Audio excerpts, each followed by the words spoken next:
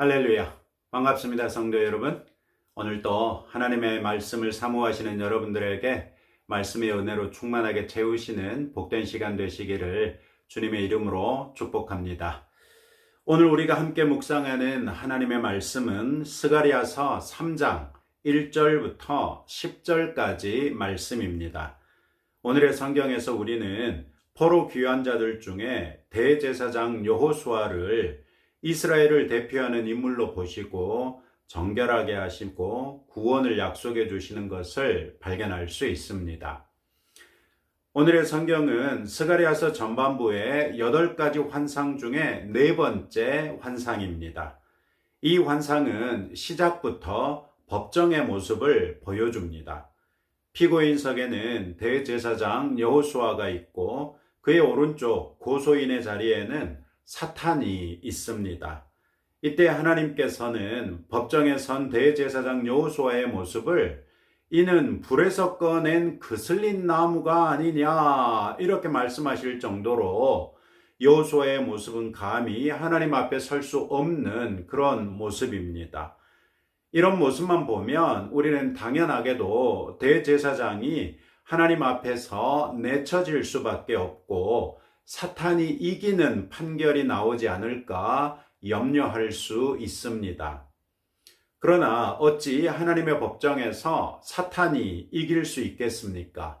사탄은 거짓말쟁이이고 살인자인데 어떻게 하나님께서 사탄의 손을 들어주실 수 있겠습니까? 아니나 다를까 하나님께서는 사탄을 책망하십니다. 이때 책망하다라는 단어는 단순한 꾸짖음을 넘어 상대의 행동을 막고 제압하는 강력한 권위의 선포를 내포하는 단어입니다.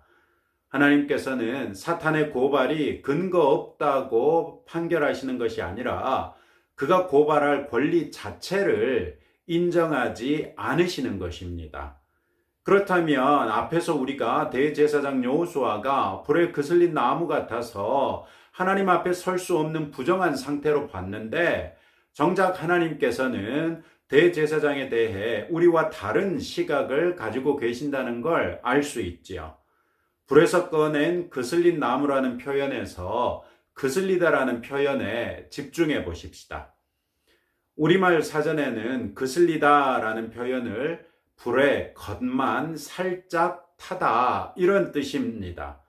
그런데 그슬리다로 번역된 히브리어 단어의 원뜻은 구출되다, 건져내다, 빼앗다라는 뜻입니다. 즉, 불 속에 타들어가고 있는 것을 다 타기 전에 불에서 빼내서 겉만 살짝 탔다는 것입니다.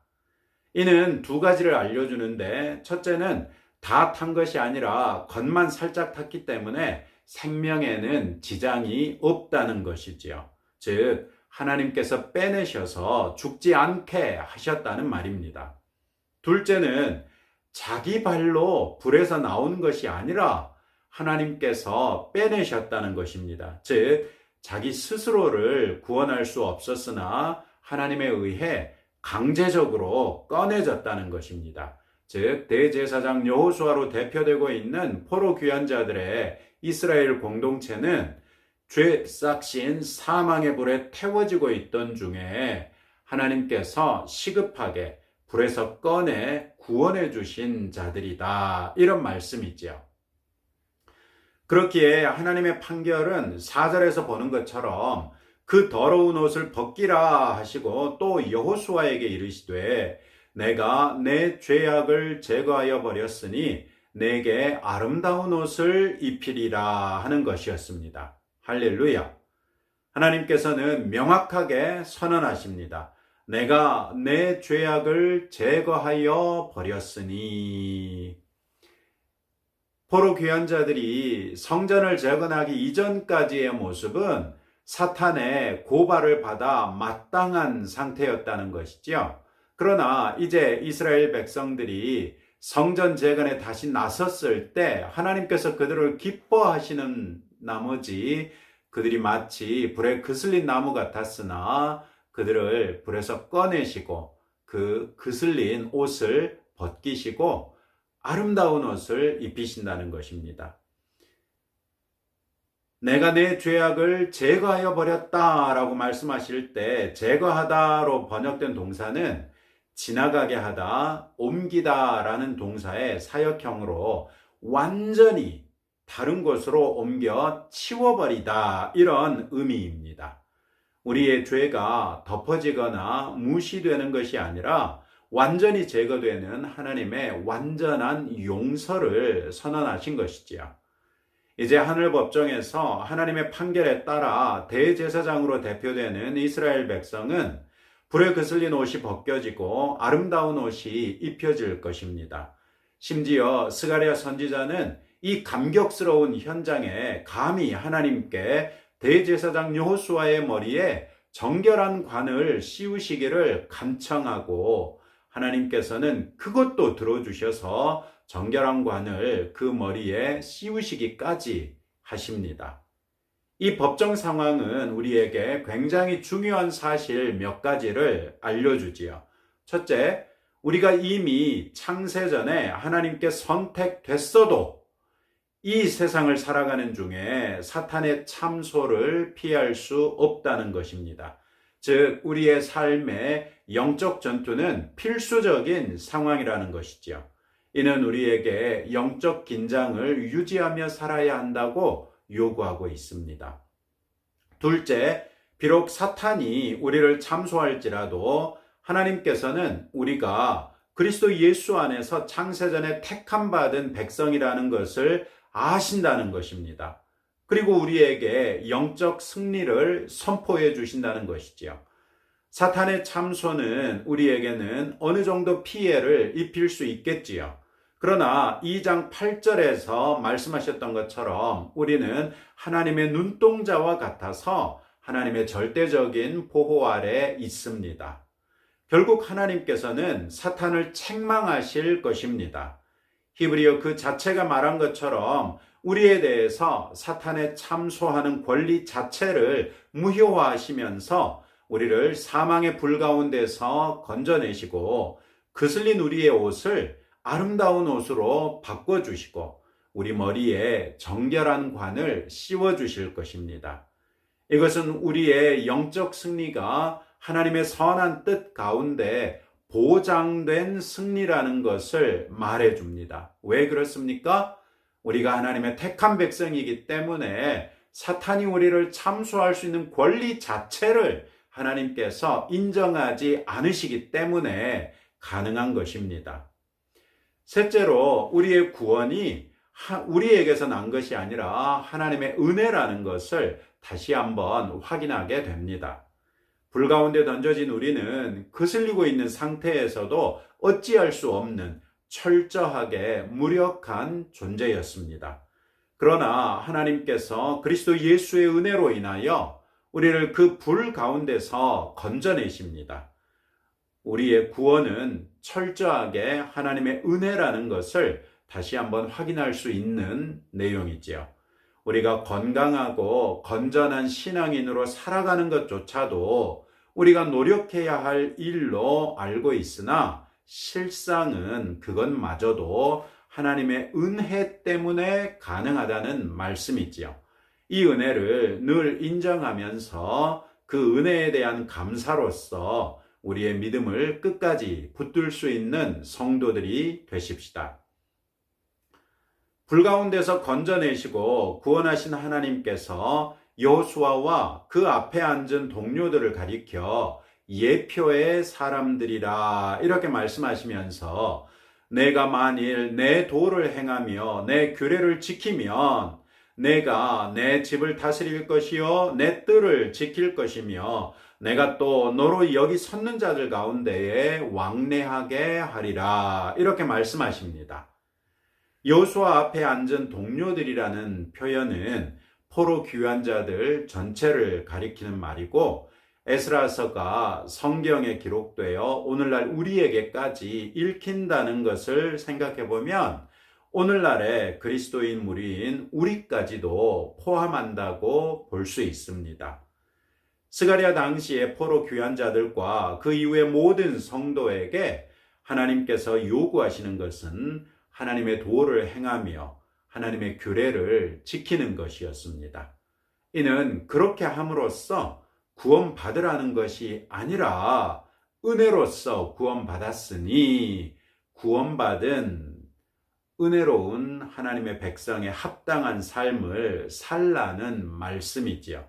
성화의 삶을 우리에게 명령하신 것입니다. 그럴 때 우리에게 보장된 것은 첫째, 하나님의 집을 다스린다. 즉, 우리가 주님과 함께 왕노릇하게 될 것이고, 둘째, 하나님의 뜰을 지킬 것이다. 즉, 하나님의 성전 안에서 영원토록 하나님을 경배하는 삶을 살 수 있다는 말이고, 셋째, 하나님의 보좌 앞에 섰는 자들 가운데 왕래하게 될 것이다. 즉, 하나님 나라의 시민으로서 영원토록 하나님을 즐거워하게 될 것이라는 것을 보장하고 있습니다. 흥미로운 것은 하나님께서 포로 귀한 자들을 예표의 사람들이라고 말씀하신 것입니다. 예표란 장차 이루어질 것에 대한 맛보기 혹은 예고편으로 생각하면 됩니다. 이들을 예표의 사람들이라 부르시면서 하나님께서는 8절에서는 내가 내 종 싹을 나게 하리라 이렇게 말씀하시고, 또 9절에서는 내가 너 여호수아 앞에 세운 돌을 보라. 한 돌에 7눈이 있느니라. 내가 거기에 새길 것을 새기며 이 땅의 죄악을 하루에 제거하리라. 이렇게 말씀하십니다. 이 구절들은 구약 성경에서도 대표적인 메시아 예언 구절에 해당하지요. 메시아를 싹으로 비유하셨고 한 돌로 비유하신 것입니다. 싹으로 비유하신 것은 포로 귀한 자들이 스스로 보기에도 다윗의 나라가 죽은 나무 같아 보일지 모르겠지만, 죽은 나무가 아니라 그루터기가 남아있는 나무고, 그 그루터기에서 새로운 싹이 돋아나 새로운 생명력으로 하나님께서 다윗에게 약속하신 영원한 왕위를 잇게 될 것을 말씀하신 것입니다. 메시아를 한 돌로 비유하신 것은 먼저 하나라는 것을 강조함으로써 메시아가 유일한 구원자라는 것을 말씀하시고요. 이 돌에 7눈이 있다는 것은 완전수 7로 수식되는 눈을 말함으로써 하나님의 완전한 지혜와 통찰력을 지닌 신적인 존재가 되실 것을 말해주는 것입니다. 이 돌에 글을 새긴다는 것은 돌에 새겨진 글의 영구함을 강조함으로써 이 구원자에 의한 구원 계획이 영원 불변의 계획이 될 것이라는 것을 보여주지요. 또 돌의 표면에 새겨지는 것이 마치 상처처럼 보여서 예수님이 십자가상에서 손과 발에 난 못자국과 또 옆구리에 난 창자국을 연상시키기도 합니다. 메시아를 한 돌로 비유하신 핵심 메시지는 맨 마지막에 나타납니다. 이 땅의 죄악을 하루에 제거하리라. 이 약속이죠. 하나님께서 메시아를 소망하는 모든 사람의 죄악을 단 하루, 단 한 번의 결정적인 사건을 통해 완전히 제거하시겠다는 말씀입니다. 즉, 구약시대의 제사처럼 매년 반복해야 하는 것이 아니라 단번에 완전한 속죄로서 우리의 죄를 용서하시고 하나님의 자녀로 받아들이시겠다는 선포입니다. 이렇게 보면 싹은 메시아라는 인물의 정체성을 강조한다고 보면, 한 돌은 그 메시아가 이루실 사역을 각각 말씀해 주시는 것으로 볼 수 있겠지요. 싹으로 오실 메시아는 완전한 신성을 지닌 한 돌이 되어 십자가 위에서 하루 만에 온 땅의 죄를 제거하는 영원한 속죄 사역을 완성하실 신적 존재라는 말씀입니다. 이분이 예수님이 아니시라면 누구란 말이겠습니까? 마지막으로 10절에서 하나님께서는 창세 전부터 왕같은 제사장으로 하나님의 택한 백성된 포로, 귀환자들에게 그날에 너희가 각각 포도나무와 무화과나무 아래에 서로 초대하리라 이렇게 말씀하십니다. 포도나무와 무화과나무는 열왕기상 4장 25절 말씀에 보시면 솔로몬 시대의 태평성대를 그리는 풍족하고 평안한 시대를 상징하는 표현입니다. 이는 예수님이 요한복음 10장 10절에서 내가 온 것은 양으로 생명을 얻게 하고 더 풍성히 얻게 하려는 것이라 이렇게 말씀하신 것과 연결됩니다. 우리의 구원자 되신 예수님의 십자가에서의 죽음으로써 단번에 영원한 속죄를 이루신 예수님의 은혜로 인해 하나님 앞에 불에 그슬린 옷이 벗겨지고 아름다운 옷이 입혀지며 우리의 머리에 정결한 관이 씌워진 거룩한 성도가 된다는 것이지요. 그리고 우리가 그 거룩한 성도로서 주 안에서 영원토록 왕노릇하며 평안과 안식이 보장된 풍성한 삶을 누리게 될 것을 말씀하신 것입니다. 우리는 늘 포도나무와 무화과나무 아래 풍부한 삶을 꿈꿉니다. 그러나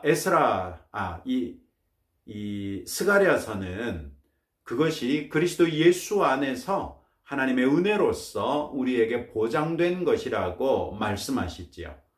하나님 앞에서만 맛볼 수 있다는 것입니다. 우리는 우리가 바라는 것들을 이루기 위해 바른 접근을 하고 있습니까? 아니면 우리도 모르는 사이에 세상 가치와 세속적 세계관에 동화되어 버려서 하나님을 떠나서 그것들을 추구하고 있지는 않습니까? 오늘의 성경은 우리에게 하나님께서 우리를 제사장 나라로 택하셨다는 것을 강조하면서 그리스도 예수 안에서의 단번에 영원한 속죄를 통해 구원하셨다는 것과 그런 우리가 하나님의 말씀에 합당하게 살 것을 요구하고 있습니다. 이제 공은 우리에게 넘어왔습니다. 이것을 믿고 믿음대로 살 것인지 아니면 듣고도 여전히 변화 없이 세상 사람들과 다름없이 살 것인지 여러분은 무엇을 선택하시겠습니까? 오늘 또 이런 말씀을 붙들고 다음과 같이 함께 기도하겠습니다. 우리를 왕같은 제사장 나라로 선택하시고 구원하시며 아름다운 옷을 입히시고 정결한 관을 씌우신 하나님께 감사드리며 거룩하고 정결한 삶을 위하여 더욱 힘쓰는 성도가 되도록 기도하고 우리가 율법이 아닌 복음으로 행위가 아닌 은혜로 신앙생활함으로써 풍성한 생명을 누리도록 기도합시다. 그리고 다가오는 주일이 교회 창립 24주년 기념주일이고 금년에는 교회 창립 기념 행사로 수요일인 13일 저녁 7시부터 교회 창립 기념 찬양 집회를 하기로 했다는 것 기억하시고 많은 분들 초청해서 함께 복된 시간 되시고 교회를 설립해 주시고 또 우리를 이때까지 붙들어 주신 하나님 앞에 감사하고 우리 교회가 지금까지 있도록 해주신 우리 나영아 목사님 또 지금까지 교회를 섬겨오신 충성된 우리 성도 여러분들이 주 안에서 함께 기뻐하는 복된 시간 될 수 있기를 주님의 이름으로 축복합니다. 함께 기도하겠습니다. 하나님 아버지 감사합니다. 오늘의 말씀을 통해서 하나님께서 우리를 왕같은 제사장 나라로 선택하시고 그리스도 예수 안에서 구원하셨으며 아름다운 옷을 입히시고 정결한 관을 씌워주신 것을 알게 하셨습니다. 주님 그 모든 은혜에 감사합니다.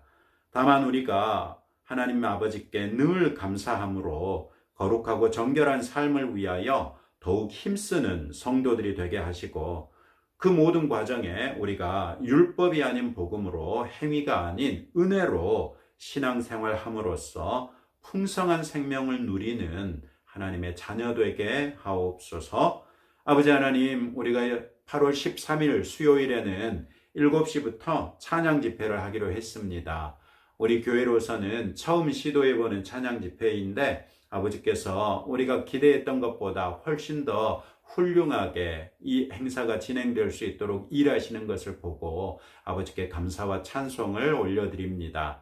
기꺼이 수고해 주기로 한 우리 안재건 목사와 동역자들에게 은혜 베풀어 주시고 이 찬양 집회를 통하여 아버지 하나님께서 교회를 세우시고 붙드시며 그 교회를 통하여 역사하시는 놀라운 일들을 우리 모든 성도들이 함께 기뻐하며 아버지 하나님을 깊이 만나고 주님을 마음껏 찬양하는 복된 시간 될 수 있도록 은혜 베풀어 주옵소서. 악한 원수 틈타지 못하도록 우리를 붙들어 주시고 아버지 하나님의 은혜 중에 우리가 더욱 든든하게 설 수 있도록 은혜 위에 은혜를 더하여 주옵소서. 예수님 이름으로 기도합니다. 아멘. 이제 여러분들의 기도 제목 가지고 하나님 앞에 나가실 때 하나님께서 여러분들의 기도에도 기다렸다는 듯이 응답해 주시기를 주님의 이름으로 축복합니다.